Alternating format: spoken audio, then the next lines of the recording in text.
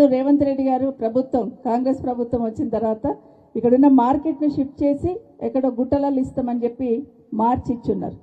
అంటే దాని వెనకాల ఏం ఉద్దేశం ఉందని ఇప్పటిదాకా మాట్లాడుతున్నాం. నేనేమడుగుతున్నానంటే నిజంగానే ఫుడ్ ప్రాసెసింగ్ యూనిట్స్ పెడితే ఆ కొండల గుట్టలు ఇస్తే వాళ్ళు అక్కడ లెవెల్ చేసుకొని చేస్తారు కదా, మరి అక్కడ ఎందుకు ఇవ్వట్లేదు అనేది ఒకటి. రెండవది, అక్కడ ఉన్న రైతులు ఉన్నారు చాలామంది, మరి రైతులకు న్యాయం చేయాలనే ఆలోచన కూడా లేకుండా గుడ్డిగా ఆఫీస్లో కూర్చొని ఒక జీవో ఇష్యూ చేసి గందరగోళం సృష్టించే ప్రయత్నం ఈ ప్రభుత్వం చేస్తూ ఉంది. ఎక్కడ ఏ భూమి ఉన్నా దాని వెనకాల ఒక వ్యాపార ధోరణితోనే పనిచేస్తూ ఉంది ప్రభుత్వం తప్పిస్తే ప్రజలకు మేలు జరగాలని ఆలోచన చేయట్లేదు అనేది వాస్తవం. ఇప్పుడే చెప్తా ఉన్నా హరీష్ రావు గారికి, ఇది ఒక 3,000 కోట్లు, ఆ పక్కన నాదర్గుల్లో 7,000 కోట్లు, 10,000 కోట్లు ఇక్కడే కవర్ అయిపోయినాయి, ఇంకా సమస్య లేదు అని చెప్తూ ఉన్నాను. గతంలో ఎట్లుండిందంటే, గతంలో కేసీఆర్ గారు ఉన్నప్పుడు వారు ఒకటే చెప్పేది, మాకు ఏ చిన్న పని చేసినా ప్రజలకు ఇబ్బంది లేకుండా చూసుకోండి, నిజంగా ప్రజలకు ఇబ్బంది అయితే ఇమీడియట్గా నాతో చెప్పండి, దాన్ని ఎట్లా చేయాలో చూస్తానని చెప్పేవాళ్ళు. కానీ ఈరోజు ఎట్లా ఉందంటే, ప్రజలు ఎటన్నా పోనీ ఏమన్నా కానీ మా ఖజానా నిండితే చాలన్న లెవెల్ ఈ ప్రభుత్వం పనిచేస్తుంది అనేది వాస్తవం. కళ్ళకు కట్టినట్టు కనిపిస్తుంది మనకు. అసలు నిజంగానే మొన్న ఒక సోదరుడు మాట్లాడుతూ చెప్పినాడు, సూర్యుడి చుట్టూ భూమి తిరుగుతుంది అంటారు, భూమి చుట్టూ రేవంత్ రెడ్డి తిరుగుతున్నాడు అని చెప్పాడు. వాస్తవమే, ఎక్కడ భూమి ఉన్నా కూడా అక్కడ గద్దల్లాగా వాలిపోతూ ఉన్నారు. మేము అసలు రోజు మాట్లాడుతున్నాం, అసలు ఏం జరుగుతుంది అసలు రాష్ట్రంలో. రాష్ట్రం పాలన వదిలేశారు, ఎవరేమన్నా కానీ ఏమన్నా అయిపోయింది, వాళ్ళు అనుకున్న ఎజెండా పూర్తి చేసుకోవడానికి మాత్రమే ప్రభుత్వం ఉన్న పెద్దలు పనిచేస్తున్నారు తప్పిస్తే రాష్ట్రం అభివృద్ధి కోసమో ప్రజల మేలు కోసమో పనిచేయాలనే ఆలోచన ఈ ప్రభుత్వానికి లేదనేది తేటతెల్లమైంది. ఖచ్చితంగా మనము ఇదొక్క కిషన్ రెడ్డి గారి నియోజకవర్గానికి సంబంధించిన మార్కెట్ కాదు, ఇది మన రాష్ట్రానికి తలమానికంగా ప్రపంచంలోనే బెస్ట్ సౌకర్యాలతో చేయాలనే ఆలోచన కేసీఆర్ గారు చేశారు. కాబట్టి ఇదందరూ మనందరి ఆలోచన, ఈ మార్కెట్ ఇట్లాగే ఉండాలి, దీన్ని కాపాడుకోవడానికి అందరం కూడా గొంతెత్తి మాట్లాడాలి. తప్పకుండా ఏ చిన్న ఇబ్బంది వచ్చినా మనం ఇక్కడ వాలిపోవాలని మాత్రం మరొకసారి మనవి చేసుకుంటూ, ఇంకా 2.5 సంవత్సరాలు ఉంది. 2.5 సంవత్సరాలు మనం ఈ మార్కెట్ స్థలాన్ని ఇట్లాగే కాపాడుకుందాం. అక్కడున్న రైతులకు కూడా న్యాయం జరిగిందాక అక్కడ కూడా చూద్దాం. అదే కాకుండా ఎక్కడ చిన్న ఇబ్బంది ఉన్నా మనం బీఆర్ఎస్ పార్టీ తరఫున ఆ రైతులకు అండగా ఉండి భరోసా కల్పించే బాధ్యత మనం అందరం తీసుకుందాం. ఈ మార్కెట్ ఇక్కడే రావాలి. ఇంత మంచి మార్కెట్కి డబ్బులు కట్టి ఆ రోజు మార్కెటింగ్ శాఖ మంత్రి హరీష్ రావు గారు, కేసీఆర్ గారు, గౌరవ ముఖ్యమంత్రి గారు ఒక డైరెక్షన్ ఇచ్చి కిషన్ రెడ్డి గారు ఇక్కడే ఉండి అందరినీ కన్విన్స్ చేసి ఇదంతా లెవెల్ చేసి ఇక్కడ షెడ్స్ చేసి, ఎందుకంటే అక్కడ గడ్డెన్నరం మార్కెట్లో చాలా మంది వ్యాపారం చేసుకుంటున్న వాళ్ళు నా కాన్స్టిట్యూన్సీలు కూడా ఉన్నారు, అందరు ఇక్కడికి వచ్చున్నారు. అందరం కూడా ఆలోచించినాం, చాలా మంచి మార్కెట్ వస్తుంది, ఈ ట్రాఫిక్ ఇదంతా ఉండదు, ఒక సిస్టమేటిక్గా డెవలప్మెంట్ అవుతుందని ఆలోచించినాం. కానీ తీరా చూస్తే 2 సంవత్సరాలు అయిపోయింది, కనీసం ఇక్కడ ఏమైనా చేయాలన్న ఆలోచన లేకుండా ఈ భూమిని ఎట్లా అమ్ముకోవాలన్న ఆలోచన మాత్రమే ప్రభుత్వం ఉన్న పెద్దలు చేస్తూ ఉన్నారు.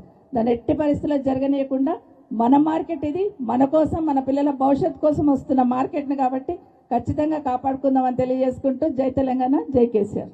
అయితే ఈరోజు ఇక్కడ రాజకీయాలు కాదు, మేమేం నిజంగా రాజకీయాల కోసం రాలేదు, రైతుల కోసం వచ్చాం. సమస్య ఇది బీఆర్ఎస్ పార్టీదా కాంగ్రెస్ పార్టీదా కాదు, సమస్య రైతులది. ఒకరిదా ఇద్దరిదా కాదు, ఈ రాష్ట్రంలో ఉండే లక్షలాది మంది రైతుల భవిష్యత్తుకు సంబంధించినటువంటి సమస్య. ఏ ముఖ్యమంత్రి అయినా ఏ ప్రభుత్వం అయినా ప్రజల కోసం పనిచేయాలి, రైతుల కోసం పనిచేయాలి తప్ప దళారుల కోసమో వ్యాపారుల కోసమో పనిచేయకూడదు. నేను ఈ ముఖ్యమంత్రి గారికి, వ్యవసాయ శాఖ మంత్రికి ఈ వేదిక మీద నుంచి, ఈ భూమి నుంచి మేము చెప్పేది ఒకటే మాట, రాష్ట్రంలో ఉండే లక్షలాది మంది పండ్లు పండించేటువంటి పండ్ల తోట రైతుల కోసం ఆలోచించండి తప్ప 3-4 దళారుల కోసం వ్యాపారుల కోసం ఆలోచించొద్దు అని చెప్పి ప్రభుత్వాన్ని కోరుతా ఉన్నాం. వాస్తవానికి ఈ భూమి తీసుకోవడానికి మా సుధీర్ రెడ్డి గారు చక్కగా చెప్పారు. ఎల్బీ నగర్లో గడ్డి అన్నారం ఫ్రూట్ మార్కెట్లో ట్రాఫిక్ కంజెషను, పొల్యూషను, ప్రజా ఆరోగ్యాన్ని దృష్టిలో పెట్టుకొని, రైతుల యొక్క శ్రేయస్సును దృష్టిలో పెట్టుకొని, భవిష్యత్ అవసరాలను దృష్టిలో పెట్టుకొని ఈ 200 ఎకరాల్లో ఇక్కడ మనం ఈ ఫ్రూట్ మార్కెట్ను అంతర్జాతీయ స్థాయిలో నిర్మించాలని ఆనాడు కేసీఆర్ గారు ప్రభుత్వం నిర్ణయించింది. ఈ 200 ఎకరాలు సేకరించడానికి పెద్దలు పాపం కిషన్ రెడ్డి గారు చాలా కష్టపడ్డారు. భవిష్యత్తు కోసం, రాష్ట్రం కోసం, లక్షలాది మంది రైతుల కోసం పాపం కిషన్ రెడ్డి గారు ఎంతో కష్టపడి ఈ భూమి సేకరణలో ఆయన సహకరించారు. ఆ రోజుల్లో నేను మార్కెటింగ్ శాఖ మంత్రిగా పెద్దలు కిషన్ అన్న ఇక్కడ రైతులు ఉన్నారు వాళ్ళకి సాయం చేయాలి అని చెప్తే ఒక 10 కోట్ల రూపాయలు మార్కెటింగ్ శాఖ ద్వారా ఇక్కడ సాగులో ఉండే రైతులకు ఆనాడు కంపెన్సేషన్ కూడా ఇవ్వడం జరిగింది.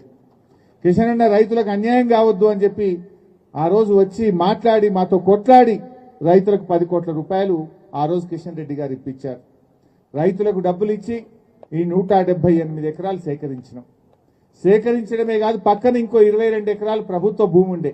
ఆ 22 ఈ 178 కలిపితే ఇది 200 ఎకరాల భూమిలో అంతర్జాతీయ స్థాయిలో ఒక ఫ్రూట్ మార్కెట్ కట్టాలి, ఇండియాలో ఎక్కడ లేని విధంగా గొప్పగా ఈ ఫ్రూట్ మార్కెట్ కట్టాలని చెప్పి ఆనాడు ప్రభుత్వం నిర్ణయించింది. దాంట్లో భాగంగానే ఇగో జీవో 11 2020వ సంవత్సరంలో ఈ మార్కెట్ యార్డ్ ను నోటిఫై చేస్తూ మార్కెటింగ్ శాఖ ఆనాడు నిరంజన్ రెడ్డి గారు మంత్రిగా ఈ మార్కెట్ ను నోటిఫై చేశారు. దాని తర్వాత డబ్బులు కూడా కావాలంటే మార్కెటింగ్ శాఖలో వివిధ మార్కెట్లో ఉండే డబ్బులను జీవో నంబర్ 216 ద్వారా 350 కోట్ల రూపాయల డబ్బులను తెచ్చి ఈ మార్కెట్ నిర్మించడానికి బ్యాంక్ అకౌంట్ లో వేసి డబ్బులు కూడా పెట్టడం జరిగింది. అంటే ఆ డబ్బులు ఇప్పటికి కూడా అట్లే ఉన్నాయి. ఆ 350 కోట్లు బ్యాంకుల అకౌంట్ లో ఉన్నాయి ఈ మార్కెట్ పేరు మీద, ఈ భూమి పేరు మీద. మార్కెట్ నోటిఫై అయింది, 350 కోట్ల రూపాయల డబ్బులు తెచ్చి బ్యాంకులో పెట్టినాం. అంతర్జాతీయ స్థాయి కన్సల్టెంట్లతోని ఈ మార్కెట్ ఎట్లా కట్టాలనో బాగా ఆలోచించి మంచి డిజైన్స్, ఎస్టిమేట్లు, ప్లానింగ్ కూడా జరిగింది. ఎక్కడ కోల్డ్ స్టోరేజ్ ఉండాలి, ఎక్కడ ఎక్స్పోర్ట్ మార్కెట్ ఉండాలి. ఫ్రూట్స్ లో కొన్ని విదేశాలకు పోతుంటాయి మన హైదరాబాద్ ఎయిర్పోర్ట్ ద్వారా. విదేశాలకు పోయేటువంటి ఫ్రూట్స్ దాని ప్యాకింగ్ ఎక్కడ ఉండాలి, ఎక్స్పోర్ట్ మార్కెట్ ఎక్కడ, రెగ్యులర్ మార్కెట్ ఎక్కడ, కోల్డ్ చైన్ ఎక్కడ, రైతులకు విశ్రాంతి ఎక్కడ ఉండాలి, ఇట్లా అన్ని కూడా ప్లాన్ చేసుకున్నాం. ఫ్యూచర్ లో ఇక్కడనే మా సుధీర్ అన్న చెప్పినట్టు పక్కనే ఫ్లవర్ మార్కెట్ రావాలి, ఇంకొక పక్కన ఫిష్ మార్కెట్ రావాలి, ఒక పక్కన ఫ్రూట్ మార్కెట్ రావాలి. అద్భుతంగా దీన్ని నిర్మించాలని చెప్పి ఆనాడు కేసీఆర్ గారు ప్లాన్ చేసింది. మన అధికారులు పోయిండ్రు, ఆస్ట్రేలియాకు పోయిండ్రు, వివిధ దేశాలు, వివిధ రాష్ట్రాలు కూడా తిరిగి వచ్చిండ్రు. ఎక్కడ ప్రపంచంలో ది బెస్ట్ ఫ్రూట్ మార్కెట్ ఉన్నది, అట్లా మనం ప్రపంచంలో ఇంటర్నేషనల్ స్టాండర్డ్స్ లో ఈ మార్కెట్ కట్టాలని చెప్పి 1000 కోట్ల రూపాయలతో డిపిఆర్ రెడీ చేసినాం. 350 కోట్లు బ్యాంకులో పెట్టినాం. కొన్ని పీపీపీ మోడల్లో కట్టాలని డిసైడ్ చేసినాం. Everything was ready. భూసేకరణకు కూడా చాలా టైం పట్టింది. మధ్యలో 2 ఏళ్లు కరోనా వచ్చింది. అయినా కూడా ఇది కట్టి తీరాల్సిందే. ఇది ఇప్పటికి కాదు, 100 ఏళ్ల భవిష్యత్తును దృష్టిలో పెట్టుకొని ఈ అంతర్జాతీయ స్థాయి ఫ్రూట్ మార్కెట్ ఇక్కడ కట్టాలని కేసీఆర్ గారు ప్రభుత్వం నిర్ణయించింది. ఎందుకంటే రాష్ట్రంలో లక్షల మంది రైతులున్నారు.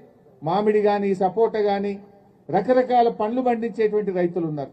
కొన్ని పండ్లు మహారాష్ట్ర నుంచి, కర్ణాటక నుంచి, ఇతర రాష్ట్రాల నుంచి కూడా మనకు దిగుమతి అవుతా ఉంటాయి. ఈ ఔటర్ రింగ్ రోడ్ నుంచి చక్కగా ఫ్రూట్ మార్కెట్లకు వస్తాయి.